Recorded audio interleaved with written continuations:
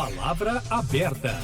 Depois de mais um conflito no Oriente Médio, com o ataque do Irã contra Israel no dia 13, muita gente fica sem entender por que a região é palco de tantos combates entre os países. A ofensiva veio 2 semanas depois de um ataque de Israel à embaixada do Irã em Damasco, na Síria, com 7 mortos. Para se ter uma ideia do clima permanente de guerra na região, o conflito Irã-Israel ocorre em meio aos combates entre Israel e o grupo Hamas na faixa de Gaza, que começou em outubro do ano passado e já deixou mais de 30 mil mortos, incluindo inúmeras crianças e mulheres, e quase 80 mil feridos. Por que em outras regiões do mundo não se registra tantos conflitos? Regiões, inclusive, com países muito ricos e com potencial bélico muito forte, como Estados Unidos e França, por exemplo. Para responder a essa e outras perguntas, Eustáquio Ramos e eu, Kátia Pereira, estamos recebendo agora no Palavra Aberta Digital o professor de Relações Internacionais da PUC Minas e de Geopolítica da Academia da Polícia Militar,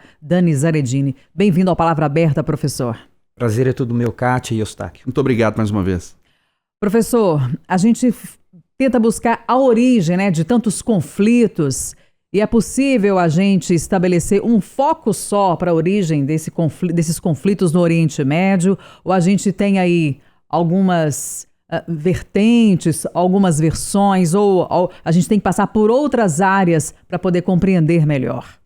É interessante porque na academia também é assim, né? Nós temos várias teorias, temos vários pensadores que vão avaliar o porquê dos conflitos internacionais, tanto nas relações internacionais quanto na geopolítica. E aí são vários fenômenos. O mais importante é saber que os conflitos internacionais são fenômenos multidimensionais. Nunca é um único fator, nunca é só economia, nunca é só religião, nunca é só sociedade ou política.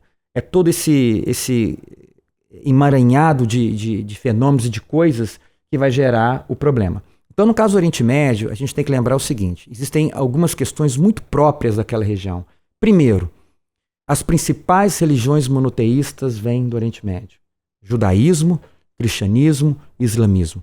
Um dos lugares mais santos do judaísmo, do cristianismo e do islamismo estão ali.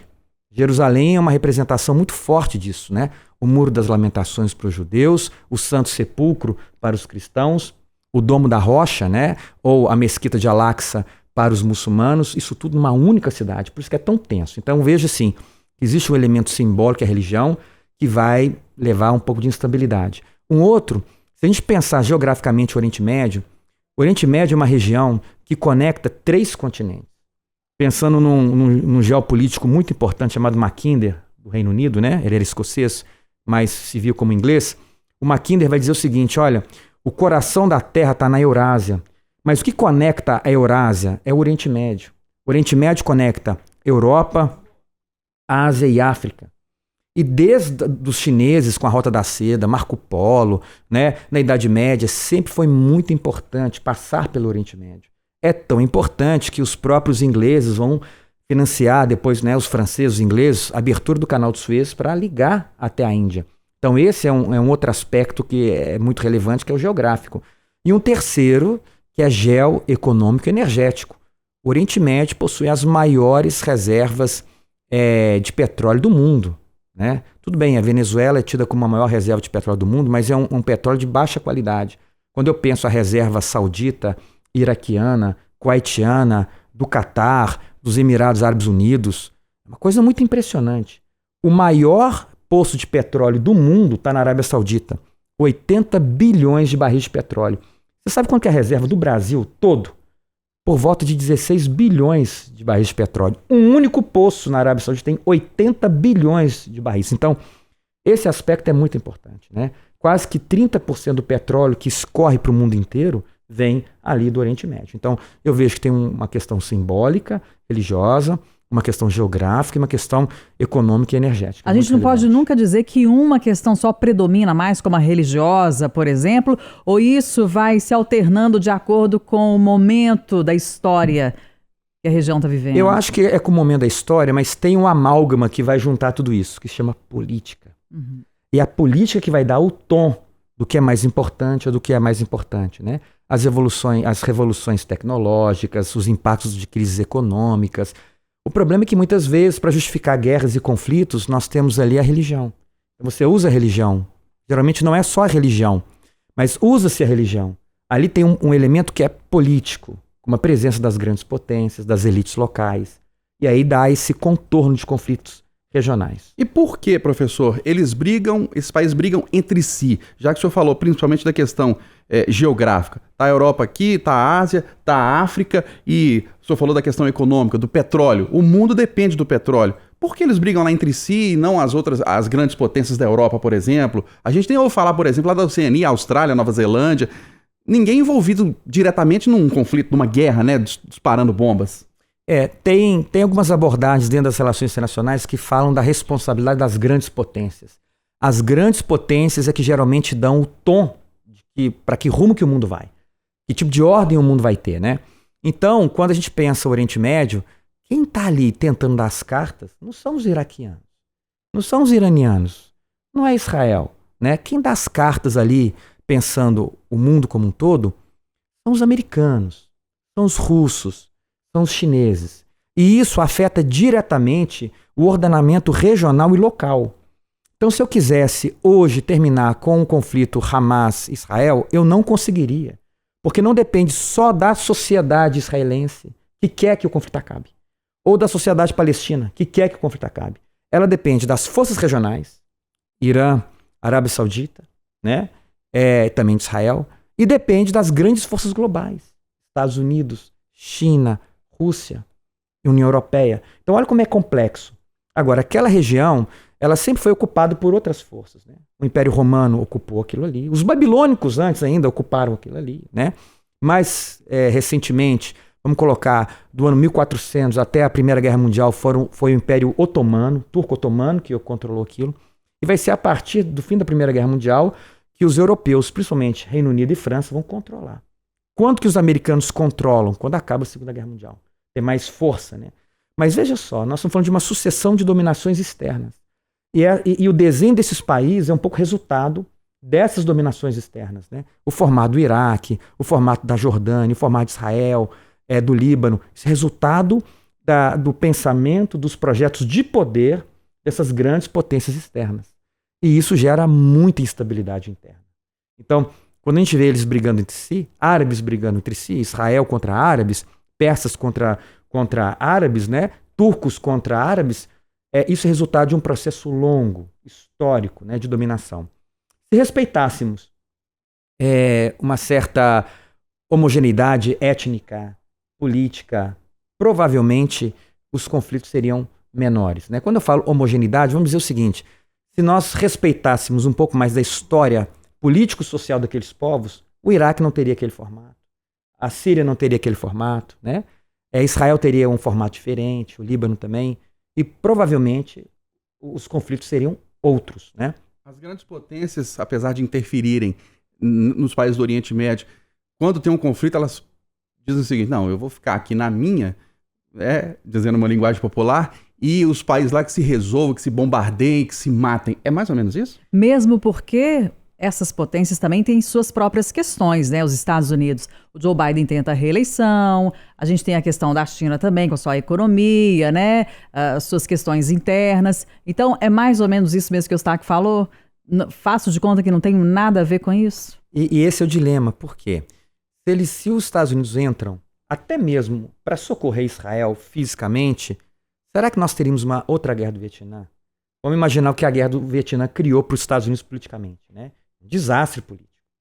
Então, vocês lembraram bem, é ano de eleição nos Estados Unidos. Muito do que vai acontecer hoje no Oriente Médio depende da visão dos americanos, dos russos, dos chineses. Então, os Estados Unidos estão numa situação muito delicada. Por quê?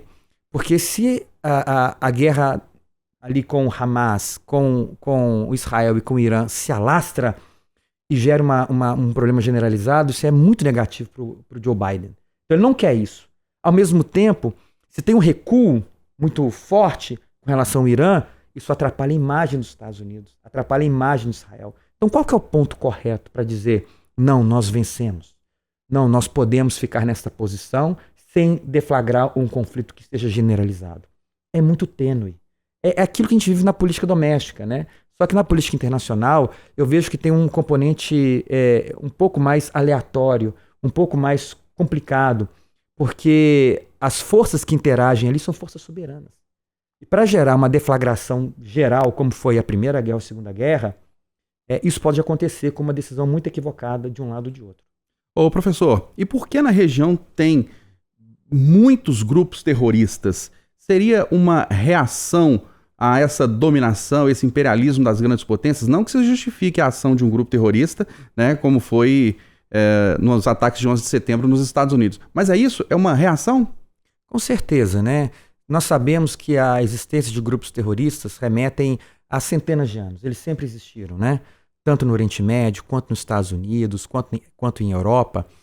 Só que os grupos terroristas, eles utilizam de táticas que são táticas do mais fraco. Geralmente, eles existem em razão de governos que não permitem a participação política desses grupos. Ou seja, em razão de um governo muito autoritário contra esses grupos, né? Ou por conta também de uma visão muito radical desses grupos. Mas no Oriente Médio, né, e na África do Norte, em áreas onde existem muitas disputas, isso é em razão de problemas sociais e políticos que não são resolvidos dentro das 4 linhas da política. A política é essencial para isso. Políticas públicas e sociais são fundamentais para diminuir. Vamos dar um exemplo. Por que é tão difícil ver ataque terrorista na Dinamarca? Tão difícil ter ataque terrorista ali na Nova Zelândia, como você citou anteriormente? É porque existe um estado de bem-estar social. Claro, de um momento ou outro aparece um doido, como apareceu na Austrália, e sai esfaqueando as pessoas. Ou na Noruega e mata as pessoas, mas isso não está no espectro do Islã. Está no espectro ou da extrema-direita ou da extrema-esquerda, ou de grupos fanáticos dentro do cristianismo, do judaísmo, do islamismo, ou até mesmo do hinduísmo. Mas um foco muito forte é grupos que não conseguem lidar com aquela realidade imposta por uma força externa. E aí eles vão se manifestar com essa tática do mais fraco. Como você bem disse, né? O terrorismo deve ser abominado como estratégia, independente, né? Se tem uma causa legítima por trás. Matar inocente nunca deve ser uma tática legítima. Mas é um fenômeno e que ocorre. Nós temos que entender por que ocorre. Ocorre porque existe o fanatismo, ocorre porque existe a dominação externa, ocorre porque existe pobreza e problemas sociais e políticos. Professor, para concluir, é possível responder a essa pergunta: aonde vão parar os conflitos no Oriente Médio? Olha, depois que eu vejo o caso europeu, né? A relação entre Alemanha e França. Vamos pegar a relação Alemanha e França. Como era a relação Alemanha e França, Primeira Guerra e Segunda Guerra Mundial? Era de uma catástrofe total, guerra total entre os dois, não é isso? Tentaram se exterminar mutuamente por várias vezes. Até mesmo quando a gente pensa Reino Unido e França. O que é a relação hoje França e Alemanha? Se eu pegar um carro dentro da Alemanha e cruzar a fronteira com a França, vai ter algum soldado, algum policial pedindo meus documentos. Não existe nenhum checkpoint. Qualquer francês pode trabalhar na Alemanha, qualquer alemão pode trabalhar na França. Isso mostra que existe esperança do ponto de vista do gênio humano. Mas para isso, quantas guerras alemães e franceses travaram entre si? Guerra Franco-Prussiana, Primeira Guerra Mundial, Segunda Guerra Mundial. Então foi com muita dor, sabe, Kátia? Então eu acredito no futuro, porque com a evolução, né, do pensamento humano, da tecnologia, da ética e da moral, nós temos que ter essa fé, né, de que a gente possa transportar os exemplos que existem no mundo atual para o Oriente Médio. Mas o problema é o seguinte: o Oriente Médio é muito importante, geopoliticamente, geoestrategicamente, do ponto de vista da energia, do ponto de vista simbólico. É como que nós vamos ressignificar isso e transformar aqueles povos em povos abraâmicos, todos filhos de Abraão. E a partir dali... O que significa ser filho de Abraão aí? Olha que interessante. Olha que interessante. Existe um problema entre árabes e judeus que é um problema recente. Abraão teve 2 filhos, Ismael e Isaac. Esses 2 filhos com 2 mulheres, está em Gênesis, né? Então, Ismael com Agar, Isaac com Sara. São 2 irmãos. Ismael deu origem aos árabes. Isaac deu origem aos judeus. Árabes e judeus são irmãos. Então, para a promoção da paz, nós não temos que ter o árabe diferente do judeu. Não, nós somos irmãos abraâmicos. Indo além, o judaísmo, o patriarca é Abraão. No cristianismo, o patriarca é Abraão. E no islamismo, o patriarca é Abraão. Então é a partir desses pontos de contato que nós temos que ressignificar essas relações, né? E diminuir e buscar uma política que seja mais do bem viver do que a política dessa geopolítica tão dura que o Oriente Médio vive até hoje. Nós conversamos com o professor Dani Zaredini, ele é professor de Relações Internacionais da PUC Minas e de Geopolítica da Academia da Polícia Militar, sobre os constantes conflitos no Oriente Médio. Professor Dani Zaredini, obrigado pela presença do senhor aqui no Palavra Aberta Digital, um grande abraço. Prazer foi todo meu, muito obrigado. Obrigado, professor. Até a próxima. Satisfação toda minha, Kátia.